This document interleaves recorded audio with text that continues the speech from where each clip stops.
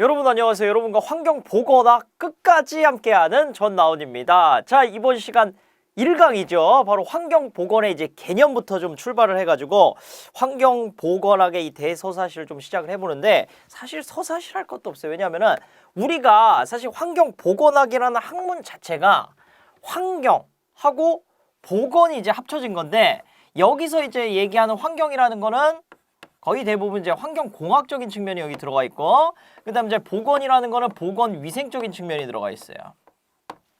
두 가지가 좀 합쳐진 겁니다. 그래가지고 제가 개념을 좀 하나하나 더 짚어드리면은, 여러분들이 이제 환경보건에서 환경공학은 이미 환경공학 개론을 다 지금 공부하고 계시잖아요. 그쵸? 그러니까 여기에 한 절반 이상은 다 환경공학으로 우리가 배울 수 있는 개념이고, 거기서 조금 목적성이 달라지는데, 자, 목적성이 어떻게 달라지냐면, 환경공학이라는 학문은 어떤 학문이죠? 자, 환경 일단 오염 문제가 있을 때, 그쵸? 환경 문제가 일어났을 때 이거를 이제 뭘로 해결하는 거예요? 그렇죠. 이 해결을 갖다가 과학적 지식을 통해서 환경 문제를 해결하는 학문이 바로 환경공학이고, 환경보건이라는 거는 이 목적성이 좀 달라지는데, 그 교재에도 여러분들 첫 페이지에 나오지만 환경보건의 정의 뭐라고 나와 있죠? 인간이 건강한 생활을 유지 증진. 그러니까 인간의 건강함 그리고 쾌적함, 이 두 가지를 누리기 위해서 결국 뭘 한다는 거예요? 환경 문제를 해결하고 과학적 지식을 도입해갖고 결국 목적은 인간의 건강하고 쾌적한 삶을 누리게 함을 그 목적으로 하는 학문이 바로 환경보건이라고 보시면 되겠습니다. 자, 그러니까 우리가 환경공학에서 사실 아니 이거 문제 해결하면 이거 되는 거 아니야? 그런 측면도 있어요. 그러니까 그대로 그냥 겹쳐갖고 문제 나오는 것도 있고, 여기서 조금 보건적인 측면, 위생적인 측면이 이제 합쳐져가지고 그러니까 한 살이 조금 붙었다, 이런 느낌이라고 보시면 되겠습니다. 다 환경공학을 하고 계시니까 제가 이렇게 좀 설명을 드리면 좋을 것 같아요. 자, 그래가지고 우리가 해야 될 일은 뭐냐? 그럼 이게 인간의 건강하고 쾌적한 삶을 이 유지 증진을 하기 위해서 환경 문제를 해결하고, 환경 문제가 일어나기 전에 이미 한번 통제를 해줘야 돼요. 그쵸? 자, 그래서 뭘 통제하냐? 여기 지금 보시면 환경 요인을 통제를 해야 된다라는 거예요. 환경 요인이라는 건 뭘까요? 우리 주변에 있는 모든 환경을 통제할 수 있으면 과학적으로 인간이 쾌적하고 건강한 삶을 누리게끔 다 통제, 관리를 해줘야 된다는 겁니다. 자, 그럼 환경 요인이 뭘까 하고 궁금해지는데, 보니까 자연환경, 우리 공기, 토양, 물, 뭐 빛, 뭐 그다음에 뭐 동물, 뭐 위생, 뭐 등등등, 위생 곤충, 뭐 식물 등등등, 이런 것들이 다 자연환경이 되고, 그 다음에 이제 사회환경이라고 또 나눌 수도 있죠. 사회환경은 우리가 좀 입고 있는 이제 옷, 이런 것들이 이제 사회적으로 만들어진 거, 또 식생활, 뭐 주거지, 특히나 뭐 실내 환경에서 뭐 이루어지는 것들은 보통 이제 거의 다 사회 환경에서 이제 만들어진 경우가 많죠. 그 외에도 이제 문화적인 환경, 뭐 정치, 경제, 종교, 교육, 이걸로 인해서 우리가 겪는 이제 환경들, 그런 것들을 자, 건강 쾌적을 위해서 통제할 필요가 있고, 그 통제를 위해서 쓰이는 게 이제 과학적 지식을 우리는 이용한다, 그런 학문이라고 이해를 해주시면 되겠습니다.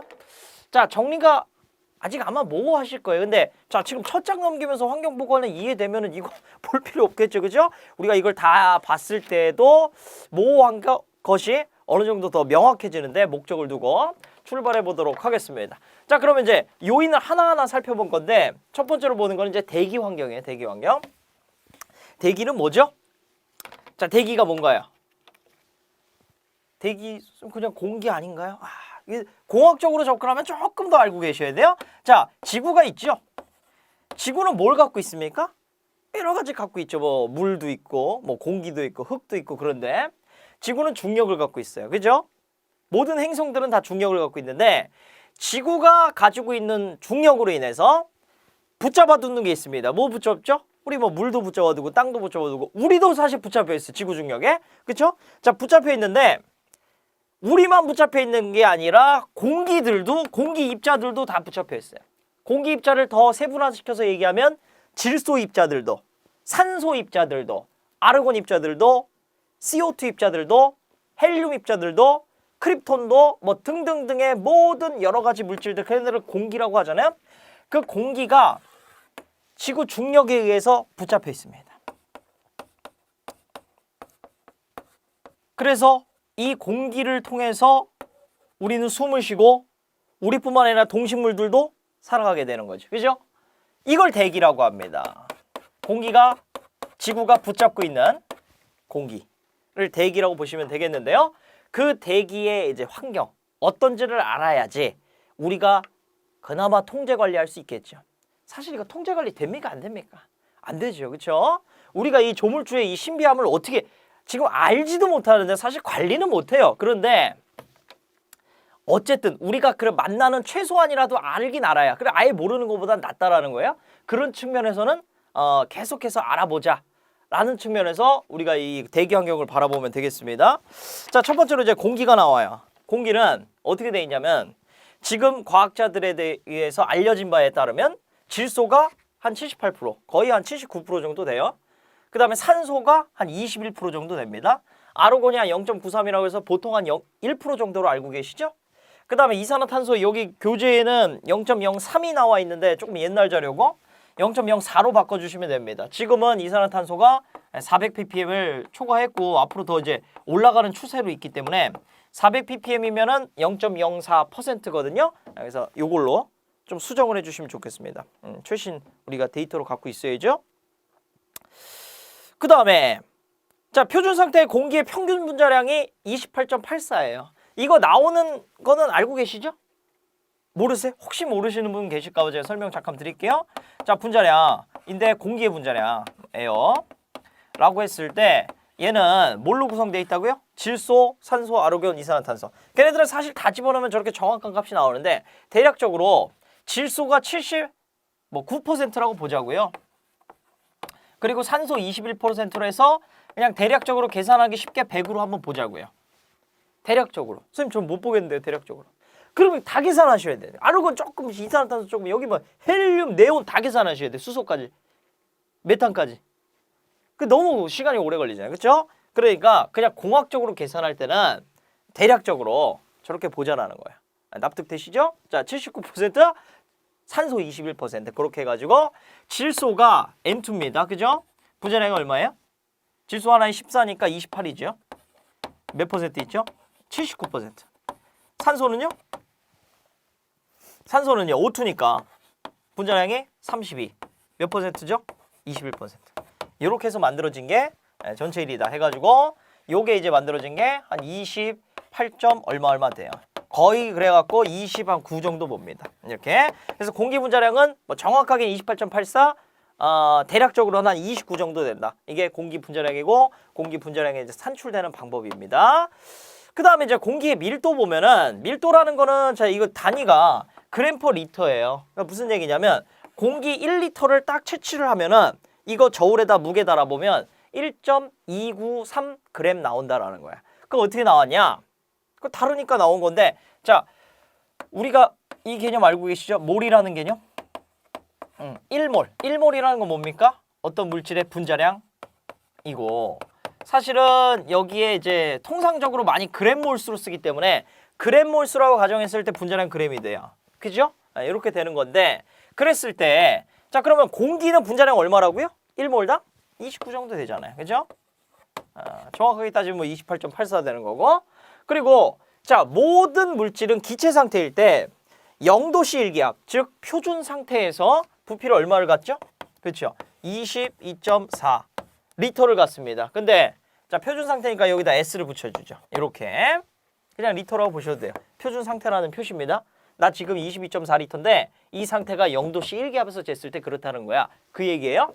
자 그러면 요거를 갖다가 밀도로 바꿔주면 밀도 뭐 이렇게 표현하니까 29 그램 22.4 이렇게 할 수 있겠죠. 밀도로 표현하면 그죠?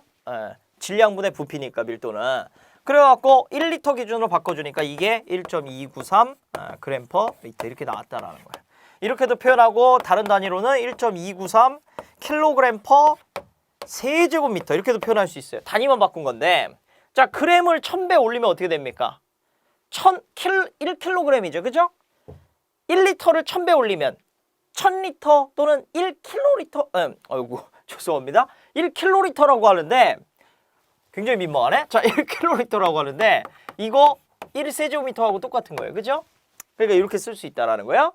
1g, 1kg, 1000배 올렸고 1리터, 1세제곱미터. 자, 1000배 올려갖고 단위를 좀 크게 표현할 수도 있습니다. 왜냐하면 자 기체는 1리터 이렇게 쬐깐하게 하지 않아요. 예를 들어서 뭐 대기오염 방지 시설에서 이 가스의 밀도를 구해라 그랬는데 가스 1리터씩 이렇게 하지 않는다라는 거예요. 그런 시설, 큰 규모의 시설에서는 1세제곱미터 이렇게 좀 큰 단위들 많이 쓰기 때문에 요것도 알아두시면 좋겠습니다. 자, 그 다음에 넘어갈게요. 실내 공기 오염으로 가죠. 자, 외부의 공기는 이제 간단하게 저렇게 성분이 돼 있구나 알 수 있었고, 그 다음 이제 내부에서 우리가 이제 실내 공기, 이것도 사실 인간의 이제 건강과 또 쾌적성하고 관련이 있기 때문에, 자, 먼저 보면 첫 번째로 군집독이라는 게 나옵니다. 군집독은 여러분들 많이 경험해 보셨을 거예요. 특히나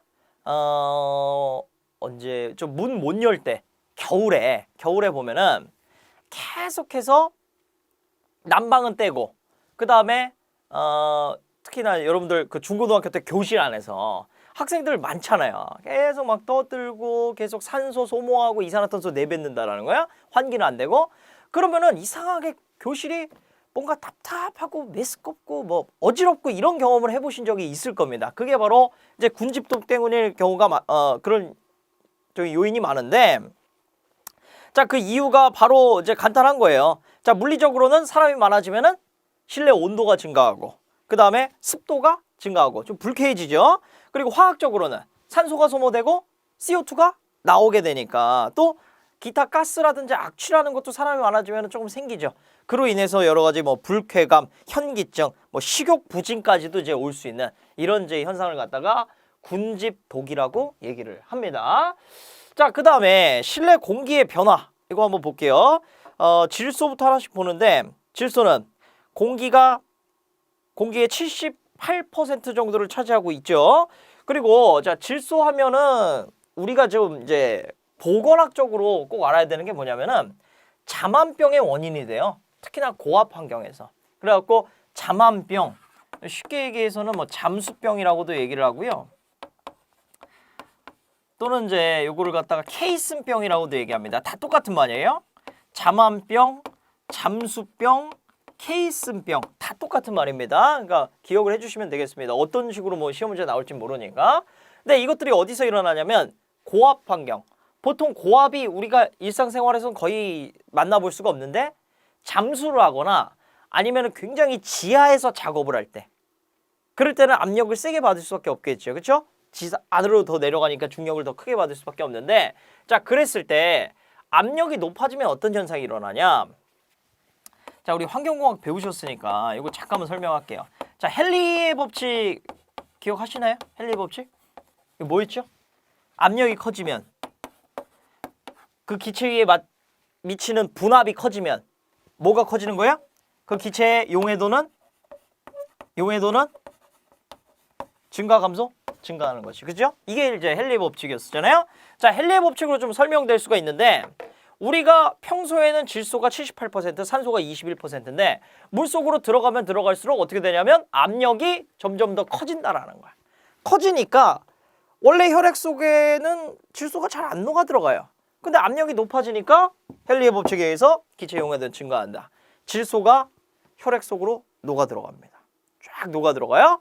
자, 녹아 들어가다 보면은 질소는 사실 무해합니다. 괜찮은데 문제는 자, 녹았어요. 그 다음에 이분이 잠수해갖고 거기서 사세요? 아니잖아요. 다시 쭉 나오셔야 되는데 나올 때 뭐가 됩니까? 나올 때 감압을 하게 돼요. 그렇죠? 압력이 높았다가 압력이 낮아지게 되겠죠. 그죠? 자 그러면 질소들이 녹아있다가 이제 다시 뽀글뽀글하면서 다시 방출되겠죠. 근데 아까 방출될 때 뭐 된다고요? 뽀글뽀글. 이게 어디서 된다고요? 혈액 속에서. 혈액 속에서 질소가 기포를 형성하면서 혈액이 다 수포가 생기고 수계가 되고 터져버린다라는 거야. 인체에 굉장한 악영향이 있겠죠. 요게 잠수병, 잠안병의 원인이 되는 거예요. 질소가. 그래서 원래 이거 분명히 이거는 잘못한 거 없어요. 질소는. 근데 우리가 괜히 잠수하겠다고 들어가서 그럼 잠수하지 말아요? 그건 아니고 나올 때 최대한 천천히 감압을 하면서 나와야 되는데 이 감압을 너무나 좀 빨리 시행했을 때는 이게 천천히 얘네들이 빠져나와야 되는데 질소들이 너무 빨리 빠져나오다 보니까 기포가 생기고 그로 인해서 이런 잠수병이 생길 수 있다라는 겁니다. 그래서 질소 하면은 여러분들 공기에서 가장 많이 이 퍼센테이지를 차지하는 거 또 잠안병의 원인이 되는 거 이해되셨죠? 잠수병, 잠안병. 좋습니다. 그 다음에 이제 산소로 넘어가면 산소는 굉장히 우리가 지금 숨 쉴 때 꼭 필요하죠. 그죠?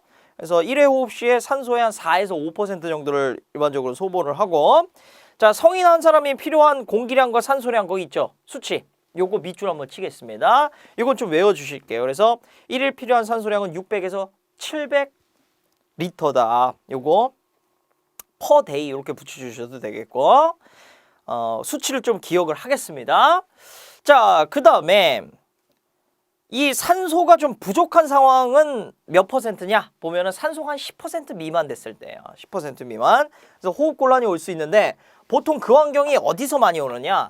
일반적으로는 잘 안 와요. 근데 이 두 환경에서 옵니다. 저압 환경이나 밀폐 환경. 저압 환경은 반대로 아까 고압에서는 밑으로 들어가면 들어갈수록 압력이 높아졌으니까 올라가는 거죠. 어디로 올라가죠? 우리 특히나 뭐 등산할 때 또는 이제 비행기 위에 타시는 분들 뭐 그랬을 때 그럼 뭐 특히나 이제 고산병 관련해서 이제 산소를 볼 수가 있는데 이제 산에 위로 올라갔다. 산 위로 등산을 했다. 그게 등산이죠? 네, 등산을 했다. 너무 근데 높은 산으로 올라갔다라는 거예요. 그러면은 산소가 줄어들게 되는 거죠. 그죠? 산소가 줄어들게 되는 게 자, 압력이 높아지면은 이런 거예요. 자, 아까 대기가 중력에 의해서 이렇게 공기가 잡혀 있다고 했는데 밑으로 가면 압력이 세다 보니까 얘네들이 아주 농축된 공기들이 잡혀 있어요. 근데 위로 가면 갈수록 점점 밀도가 낮아지고 이 중력이 약해지니까 점점 이 산소라든지 질소라든지 농도가 낮아지죠. 무슨 말인지 이해되세요? 그러면은 산소가 원래는 우리가 한 20%, 21%짜리 산소를 계속해서 마셨는데 등산해갖고 위로 올라가니까 산소가 이제 희박해진다는 거예요. 점점. 그러니까 우리가 에베레스트 산 같은 데 가면 막 산소 호흡기 들고 가잖아요. 그 이유인데 어쨌든 간에 그렇게 해서 이런 저압 환경이 됐을 때 이런 여러 가지 이제 건강 영향을 초래할 수가 있다라는 거. 밀폐 환경, 저압 환경에서 호흡곤란이고 여기서 어느 정도 됐을 때 위험하다고요? 산소가 한 10% 미만 됐을 때 이 수치 하나 기억하고 넘어가도록 하겠습니다. 자, 더 막 설명드리고 싶은데 시험 나오는 정도만 제가 하고 넘어갈게요. 자, 그 다음에 이산화탄소. 이산화탄소는 일단은 여러분들 실내 공기 측면으로 봤을 때는 실내 공기 오염의 지표예요. 지표. 요거는 제가 밑에 실내 공간 오염 물질 얘기할 때 또 설명을 한번 드리겠습니다. 일단 지표다라는 거 알아두시고 그 다음에 여러분들 잘 아시다시피 온실효과 또는 뭐 이걸로 인해서 이제 지구온난화를 초래하고 있는 가장 비중이 큰 물질이 이산화탄소죠. 그죠? 근데 이산화탄소는 필요 없습니까? 반드시 필요한 거예요. 사실 우리 지구에서 온실효과가 없으면은 지구는 화성처럼 굉장히 추워져 버리는 거예요. 그쵸? 너무 많아져 버리면 금성처럼 엄청나게 뜨거워져 버리는 겁니다. 그렇기 때문에 이 평형을 아주 아찔하게 지금 우리가 유지를 하고 있다는 거예요. 근데 그 아찔하게 아주 완벽하게 이 조물주께서 창조를 해놓으셨는데 그 아찔하게 완벽하게 만들어둔 평형 상태를 자, 저울이 완벽하게 평형인데 우리가 괜히 그냥 가만히 자연을 즐기면서 누리면서 살면 되는데 여기서 과도한 산업 현장, 산업활동, 석탄, 석유 떼고 어쩌고저쩌고 막 그 건축물들 만들고 그러면서 이 평형이 깨지고 있죠. 그죠? 그래서 생기는 게 지금 뭡니까? 지구온난화잖아요. 그렇죠? 굉장히 위험하고 이거는 제가 뒤에 지구온난화 파트일 때도 자세히 설명을 드리겠습니다. 어쨌든 두 가지 측면에서 우리가 볼 수가 있고 또 이제 이산화탄소 같은 경우에는 이제 허용 기준이 보면 1000ppm이에요. 그러니까 1000ppm인 퍼센트가 한 0.1%죠. 그래서 생각보다 꽤나 고농도가 돼야지 이 인체에 악영향을 미치는. 그래서 그 자체로는 이 독성이 없어요. 근데 이러한 지금 온실 효과를 초래하기 때문에 우리가 좀 조심을 하는 겁니다.